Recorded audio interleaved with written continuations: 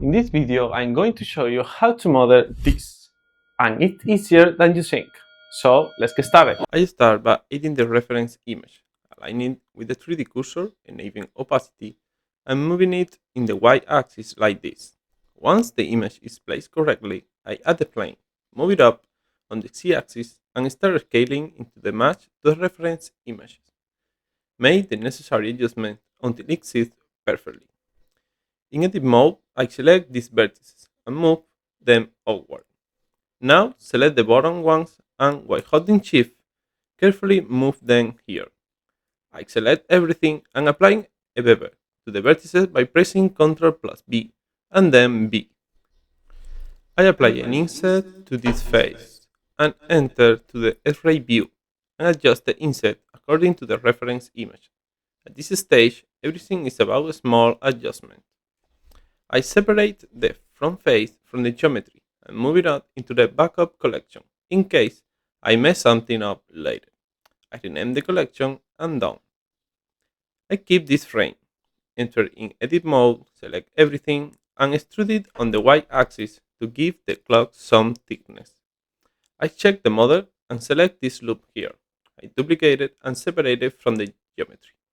Back in edit mode, I move these vertices upward. Select everything again and fill it. I apply an inset, check everything, select the inner face, move it to the new collection, and extrude the remaining frame backward until it matches the other frame. I check everything again, and on this new frame, I add a couple of loops here. Then I select this front loop and move it forward on the y-axis. I make sure to apply the scale, check everything once more, and remove this inner face loop. I select this one, fill it, then select the back one and fill it too. I apply a grid fill to the front of the clock. Then I add some loops with Ctrl plus R, here and here, trying to create these square shapes. Now I select these faces. I apply a circle using the loop tool add-on. Enable the radius option and carefully adjust it so the circle fits inside the defined area of the reference image. Then I make some position and scale adjustments before finally deleting the inner faces. I adjust the scale again, select the circle, duplicate it, and separate it from the geometry. I extrude the new circle slightly outward. Then I extrude it again without moving it. Scale inward, extrude one more, and scale again until I get something like this. Now I move it on the y-axis like this. One last adjustment and done. I check everything a bit more, fill this circle that was already selected, and apply a couple of insets. Now I select this part, move these vertices downward, then select this loop and separate it from the geometry by pressing B. I select this, enter into its solid view, and for some strange reasons, it doesn't now separate everything. I check the model and realize that this geometry is incomplete. I simply select these two vertices, connect them by pressing J, then select the entire loop again, and now it separates correctly. I select this part and hide it. I continue working on this section, fill this whole area, and fix the geometry so I can be filled correctly. You can use whatever method you prefer. Actually, I would like to know how would you do it. Now, I select the other section and do the same thing. I need to fit the geometry a bit and fill it. Even if it seems unnecessary, if you don't do it this way, modifiers can behave strangely. I select this circle, move the 3D cursor here and add a cylinder. I reduce the number of vertices and scale it down to create this part. I scale it a bit more and position it correctly. In edit mode, I select this face. Apply an inset, extrude outward, extrude again, scale, and extrude outward one more time. This is where the clock hands will go. I move the 3D cursor here, add a circle, scale it, and move it here.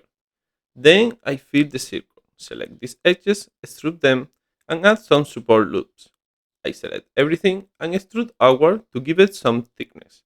I duplicate it and rotate it to finish the clock hands. Now I select this hand and in edit mode, delete these faces and then fill this section. I duplicate this edge, leave edit mode, select the edge and extrude it sideways. I check it and extrude it outward again. Now I select this hand, fit the origin point for both objects and align them correctly using the Align Tools add-on. Once aligned, I slightly modify the hour indicator, adjust its position and add a right modifier. Before that, I move the origin point to the 3D cursor, increase the count value to 12 for the 12th hour and done. I check the model again and there is not much left to do. I add one loop here and another one here. I move the 3D cursor here and add a circle to create the time adjustment node. I adjust the size of the circle and position it correctly. In edit mode, I select everything and extrude outward like this. I add a loop here, move it forward and delete the inner face to add a mirror modifier. Set the correct axis, then select these vertices and scale them inward. I select these edges, apply a bevel and now select the inner bevel edges. Carefully select all of them and make sure you pick the correct ones. Did you know there is a shortcut for this? If you know it, let me know in the comments. With all the edges selected, I scale inward and create this pattern. I select this loop and use the Loop Tools add-on on the fix the circle. I fill it, apply an inset and move it inward. I add a loop here and move it outward. Now I select the inner circle and delete it. I add the subdivision modifier, then add a loop here and another here to slowly build support for the shape. I move the 3D cursor here, add a circle, reduce the number of vertices and scale it. I fit the circle, apply a subdivision modifier and extrude inward. In Isolate View, I apply a couple of insets, flip it around and delete the back face because I will not use it. Shade smooth and done. I leave Isolate View, select this face, apply one inset and then another. I select the inner face and extrude it inward to continue creating details. Then I select this circle and apply a small bevel. I also select this other circle and apply another bevel. I select this part, make sure the scale is applied and add the bevel modifier. I increase the number of segments, reduce the amount and enable harden normals. Then I add a weighted normals. I transfer the modifier to the rest of the pieces. For the sphere itself, I apply a subdivision modifier and shade smooth. I select one clock hand, apply the scale and bevel. Increase the segment, reduce the amount and finish with the subdivision modifier. Then I select the other hand and copy the modifiers. On the inside section, I enter edit mode. Select this face, apply an inset and an inward extrude. Copy the modifiers for the clock hands and make sure to apply the scale. For these indicators, I copy the modifiers again and it should end loop looking something like this. I check the model one last time and seems ready. I review the model and it looks ready. Now I move everything into a collection. This way it'll be much easier to include in my future setups. I add a plane axis and parent everything to the empty, so I can control all the parts from a single object. Before continuing, I check the normals, fix them in edit mode, select this as well, and that's done. I add the camera and start adjusting the position and framing, moving it out somewhere like this. Now I select this edge from the plane and extrude it upward. Then I apply a bevel to soften the corner like this. I go to the Shading tab, organize the windows, switch to Render Preview, and start working on the lighting. To add an HDRI, I bring in an environment texture and start looking through some of the ones I already have saved. Once applied, I adjust the rotation in the mapping node, then duplicate the entire node setup to create two different light sources, so it looks more realistic. Now I select this, combine everything using a mix node, change the blend mode, and that's it. I switch back to object mode to start adding the texture. I select the other shell, add a new principal BSDF, then add a noise texture. I preview and add a mapping node along with the texture coordinate node. I zoom in, increase the noise scale, and move this node around.